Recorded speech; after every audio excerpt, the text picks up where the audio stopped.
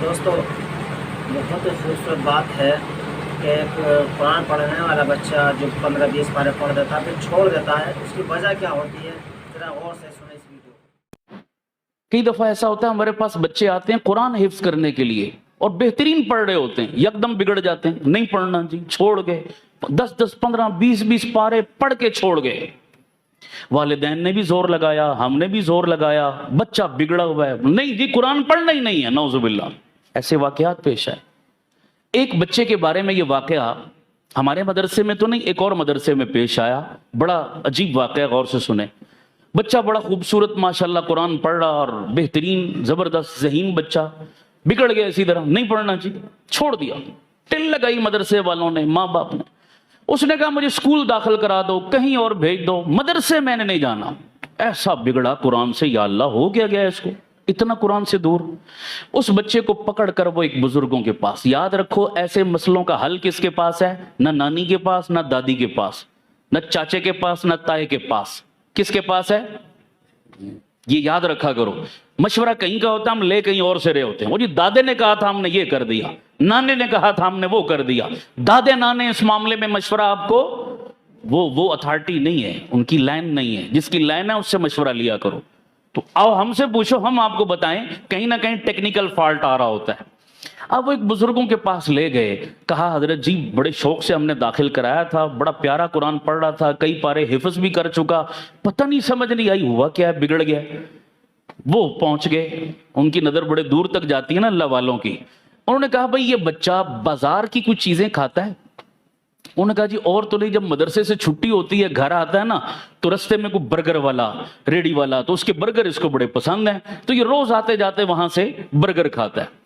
وہ بزرگ فرمانے لگے ایسا کرو 40 دن تک بازار کی تمام چیزیں اس بچے کے لیے بند کر دو، اس کی جو ڈیمانڈ ہو گھر میں اس کی والدہ کو کہو بنا کر دے، برگر بھی چاہیے نا گھر میں کھلاؤ، بازار کی چیزیں مت کھلاؤ، اور گھر میں بھی جب کھانا بناؤ تو کھانا حلال تو ہو ہی ہو، لیکن حلال کے ساتھ ساتھ کیا ہے، اس کی ماں کو کہو کہ باوضو ہو کر کھانا بنایا کرے۔ سبحان اللہ، ان چیزوں کا اثر کتنا ہے، باوضو ہو کر کھانا بنایا کرے اور ذکر یا تلاوت کرتے ہوئے کھانا بنایا کرے۔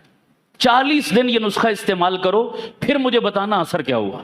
انہوں نے شروع کر دیا ایسا جناب، چند دن گزرے تھے، بچہ خود ہی تیار ہو گیا، لے چلو بھائی مجھے مدرسے لے چلو، خود ہی تیار ہو گیا۔ والدین بڑے خوش ہوئے، گئے ان بزرگوں کے پاس، حضرت جی واقعی آپ کا نسخہ تو بڑا کام کر گیا، اس میں راز کیا تھا؟